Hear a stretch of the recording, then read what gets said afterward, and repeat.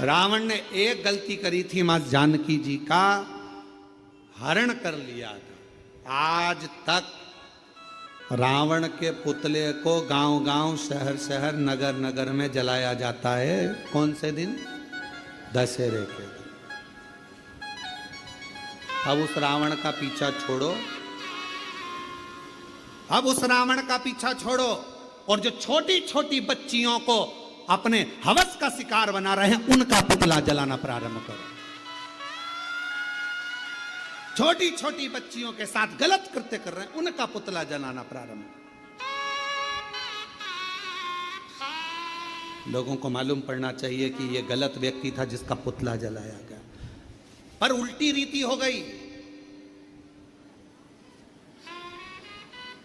आज के जमाने में गौ माता के हत्यारों का पुतला नहीं जलाया जाता। आज के जमाने में बेटियों के साथ गलत कृत्य करने वालों का पुतला नहीं जलाया जाता। आज के जमाने में किसी का मर्डर करने वाले का पुतला नहीं जलाया जाता। आज के जमाने में तो लोग गौ माता की रक्षा करने वालों का, धर्म की रक्षा करने वालों का, सत्संग कराने वालों का, अच्छा बोलने वालों का, धर्म को एकजुट करने वालों का, अपने सनातन को बचाने वालों का लोग पुतला जलाते फिर रहे हैं। यह दुख की बात है। आज दुख कहां है? आज तकलीफ कहां है? सनातन की जो रक्षा कर रहे हैं लोग उनका पुतला जला रहे हैं। इनका पुतला जला दो, इनने ऐसा बोल दिया, उनने वैसा बोल दिया। और कितने सनातन की क्या करा? शंकर जी के मंदिर में एक लोटा जल चढ़वा रहे हैं तो लोगों को ईर्षा जागृत होकर लोग पुतला जला देते। जला कभी गौ हत्यारों का, कभी बेटियों के साथ गलत कृत्य करने वालों के लिए आवाज नहीं उठी, कभी पुतला नहीं जला। उल्टी रीति है बहुत। जो सनातन को बचाने का प्रयास करेंगे लोग उन्हें काटने का प्रयास करेंगे। यह शिव महापुराण की कथा, शिव शक्ति का प्रतिबिंब कथा। मेरे ओघड़दानी, मेरे शंभु, मेरे शंकर भगवान, मेरे त्रिकालदर्शी, कैलाशी, अविनाशी, माँ कामाख्या की पीठ पर बैठकर, कामाख्या शक्ति पीठ में बैठकर 9 दिन तक माँ जगत जननी जगदम्बा माँ सती की आराधना कर रहे हैं, साधना कर रहे हैं, साधना। तो किसी ने कहा भगवान शंकर अपनी पत्नी की साधना कर रहे हैं। पत्नी की? अरे भाई,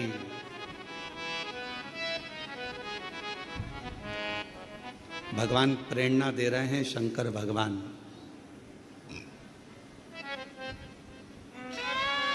मोबाइल पर कितने ही फ्रेंड बना लो और कितने ही ग्रुप बना लो,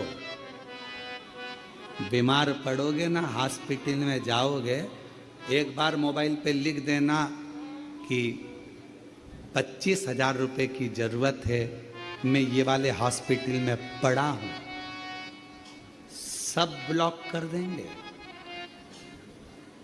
सब ग्रुप से गायब हो जाएंगे। दोस्तों, मेरे इतने सारे फॉलोअर्स हैं, मेरे इतने सारे ग्रुप हैं, मेरे मोबाइल में इतने सारे मेरे दोस्त हैं, इतने सारे मेरे फ्रेंड हैं, इतनी फ्रेंड रिक्वेस्ट पड़ी हुई है, मैं उनको एक्सेप्ट ही नहीं कर रहा हूं। इतने पड़े हुए हैं मेरे पास में, मेरे इतने सारे फ्रेंड हैं। ये मोबाइल के फ्रेंडों को एक बार आजमा कर देखना। अपनी दुख की घड़ी में जब हॉस्पिटल में पड़े रहोगे, जितने फ्रेंड मोबाइल पर हैं कोई आकर खड़ा नहीं होगा। एक आध दिन आ जाएंगे तो आ जाएंगे। जिनको तुमने समय दिया मोबाइल पर वो तुम्हारे काम नहीं आएंगे। आखिरी में तुम्हारी दुख की घड़ी में सब साथ छोड़ देंगे। तब तुम्हारी धर्म पत्नी तुम्हारे लिए करवा चौथ का व्रत कर रही होगी, आराधना कर रही होगी, बीमारी की घड़ी में हॉस्पिटल में रात भर पड़ी होगी, सो नहीं रही होगी। तुम चिंता मत करो, मैं तुम्हें ठीक करा दूंगी। अभी हमने देखा वो 4 स्टेज का कैंसर वाले भैया यहाँ आए थे, उनकी धर्म पत्नी कह रही थी गुरुजी ठीक हो गए, बाबा ने ठीक कर दिया, बाबा ने ठीक कर दिया। उस बहन से पूछो जिसने रात दिन उसकी सेवा करी होगी। वो कर्मठ बदलता होगा तो वो रात को जाग कर बैठती होगी। वो कांक रहा होगा तो अपनी पत्नी, जगत की धर्म पत्नी, रात को वो कांक रहा है, वो उठकर बैठी हुई है, उससे पूछो। और लोग कहते हैं शंकर भगवान अपनी धर्मपत्नी सती की आराधना कर रहे हैं। हम तो कहते हैं आपको भी अपनी धर्मपत्नी को एक बार तो साधुवाद धन्यवाद देना चाहिए कि तू है तो मैंने इतनी बड़ी बीमारी को जीत ली।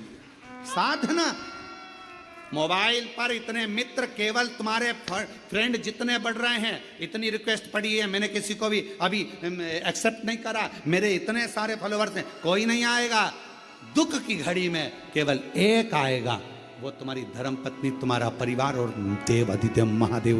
तुमने एक लोटा जल चढ़ाया, वो खड़ा मिला। तकलीफ की घड़ी में वही आएगा। कौन आएगा? एक जाते पर हिम्मत नहीं आ रही। विश्वास खुद पर रखिए, फुल कॉन्फिडेंस अपने ऊपर रखिए। कैसे नहीं पहुंचेगा?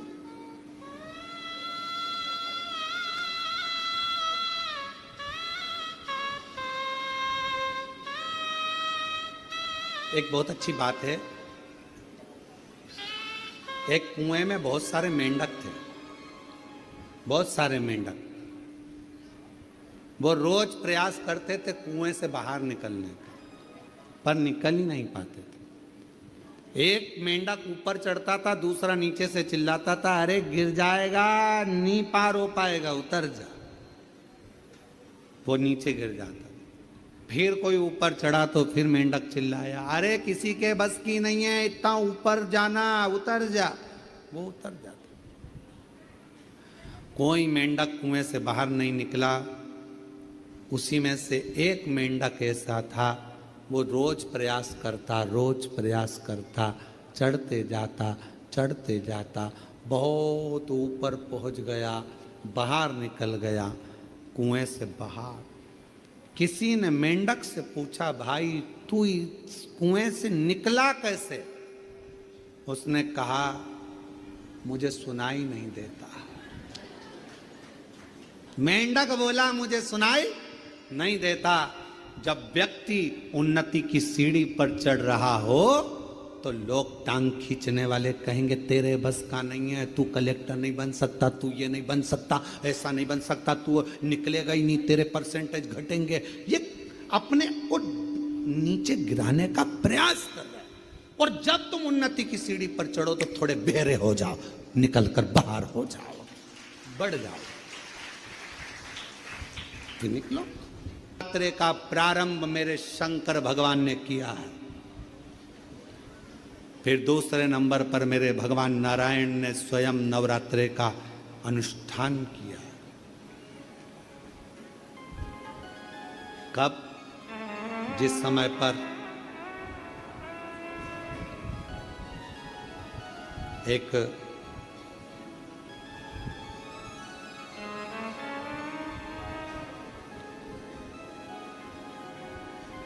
शुंभ निशुंभ ने बहुत उपद्रव मचाया। एक असुर प्रकट करा शुंभ ने, द्रुमलोचन। एक असुर प्रकट करा शुंभ ने, द्रुमलोचन। और वो द्रुमलोचन असुर ऐसा असुर की चलता था तो पृथ्वी पर गड्ढे कर देता था, इतना चरण का प्रहार करता था। मां पृथ्वी देवी भी विचार करने लगी कि ऐसे असुर को कैसे झेलूं। पर शुंभ ने भेजा था अपने गणों को कि जाओ, जाकर कहो जगदम्बा से वो हमारी हो जाए, जाकर कहो। उल्टा मां जगत जननी ने उनको मार गिराया और एक को भेजा तो क्रोध में द्रुमलोचन को भेजा, जाओ। पांव रखता है। शंकर भगवान ने तो नवरात्रे करे कामाख्या पीठ पर, तब भगवान नारायण के पास में पृथ्वी देवी ने जाकर विनय करा, ना हे श्री हरि, हे श्री, कृपा करो, कृपा करो, मेरे मस्तिष्क का ये जो भार है, इस भार को समाप्त कर, समाप्त कर।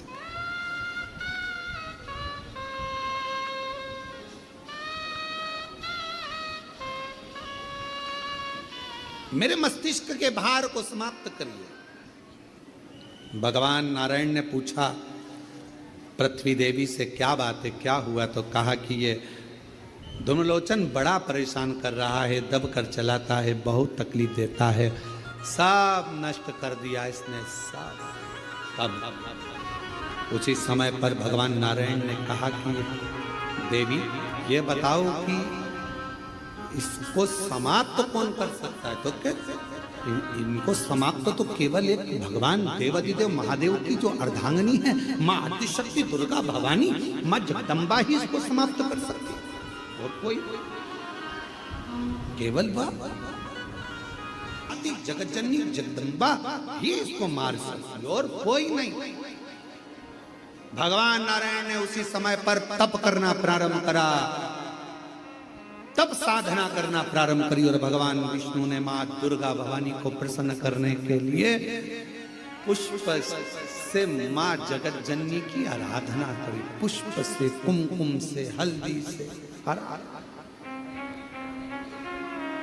जो आराधना करी। और मां जगत जननी जगदम्बा अम्बा ने, परम्बा ने जैसे ही धूम्रलोचन को देखा, और धूम्रलोचन ने आकर कहा कि तुम्हें शुंभ ने बुलाया है, चलो अभी की अभी, और मां को क्रोध आ गया, और जो धूम्रलोचन किसी से नहीं मरता उसको मां जगत जननी ने मार दिया।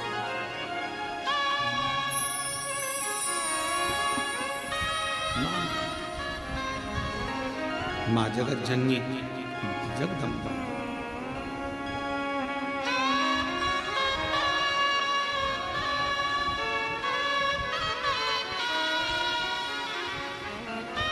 माँ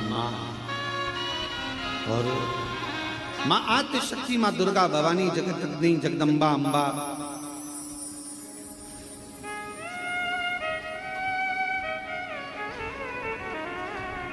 क्यों ना मेरी माँ जगतजननी कृपा करे, और बेटा जो बुलाए माँ को पवित्र कथा करे। शिव महापुराण की कथा वर्णन कर रहे हैं।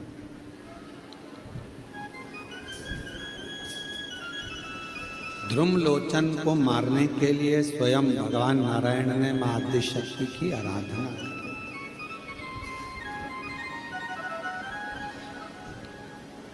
मां जगदम्बा की आराधना, मां जगतजननी की साधना स्वयं नारायण। कौन जिसको भगवान ना दिया?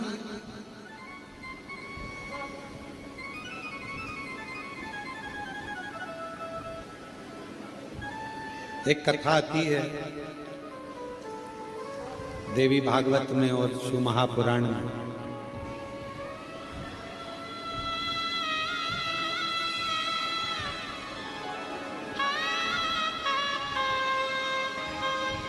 हिमालय राज्य की धर्म पत्नी मैना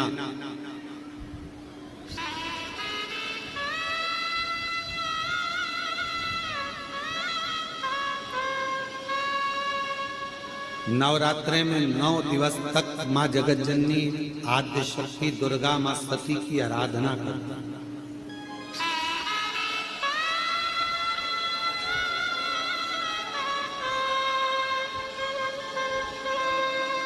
कहते हैं प्रथम ज्योति का जो वर्णन किया गया है वो मीनावती के, माँ मीनावती ने जो भगवान माँ आदिशक्ति, माँ सती, माँ जगतजननी जगदम्बा दुर्गा भवानी की जो आराधना करी, भीतर की ज्योति प्रकट करी, अंदर करी।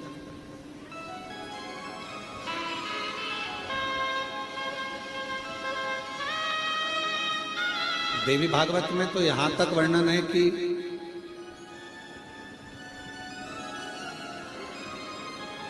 शुक्ल पक्ष की अष्टमी के दिन से लेकर पूरे वर्ष तक मैनावती ने मां आदिशक्ति दुर्गा भवानी मां सती की आराधना करी, शुक्ल पक्ष की अष्टमी तक पूरे वर्ष। और जब 1 वर्ष तक आराधना मैनावती करती रही माँ जगत जननी माँ सती दुर्गा भवानी की, तो भी जब माँ सती माँ दुर्गा भवानी प्रकट नहीं हुई तो फिर आराधना वापिस शुक्ल पक्ष की अष्टमी पुनः वापिस फिर माँ सती माँ दुर्गा भवानी स्वयं जगत जननी जगदम्बा अम्बा प्रकट।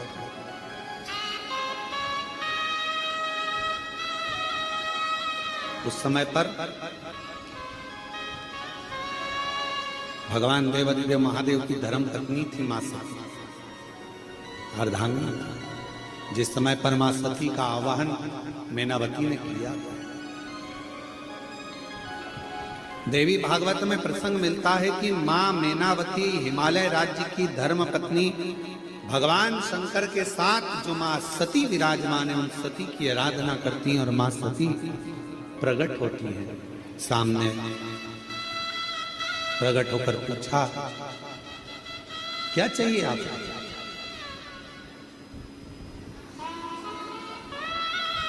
आपको क्या चाहिए? मैं आपको क्या दे सकती हूं, मांगो। मैनावती ने कहा कि बस एक निवेदन है आपसे, आप मेरी पुत्री बनी, आप मेरी बेटी बनी। मां सती ने शिव जी का स्मरण किया और कहा कि अगर मैं आपको वर दूं कि मेरे जैसी बेटी तुम्हारे घर में जन्म ले ले तो तुम उसे स्वीकार करो।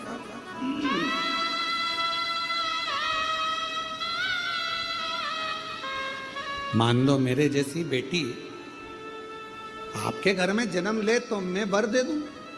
कि धर्म पत्नी मैनावती ने कहा, आपके जैसी नहीं, आप ही मेरे घर में जन्म लो, मेरी पुत्री बनो, बस मुझे यही चाहिए, बस, और मुझे कुछ नहीं चाहिए।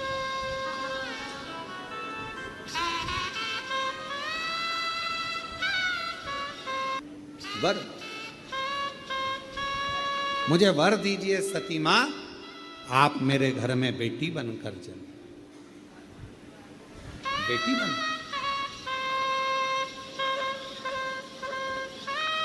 मां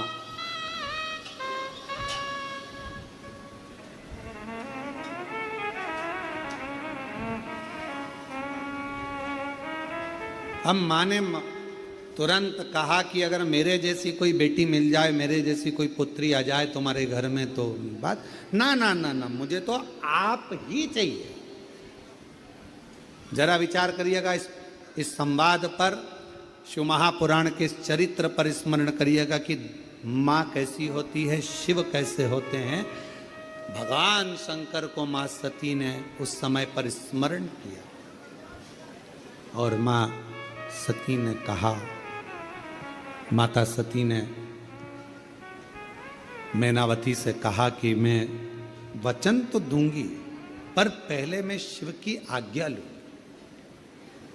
मुझे बेटी के रूप में पाना है तो कोई साधारण बात नहीं हो सकती। सती जी ने कहा, मुझे पहले शंकर जी से पूछना पड़ेगा, भोले बाबा से मुझे पूछना पड़ेगा, क्योंकि तुम्हारे घर में अगर बेटी के रूप में जन्म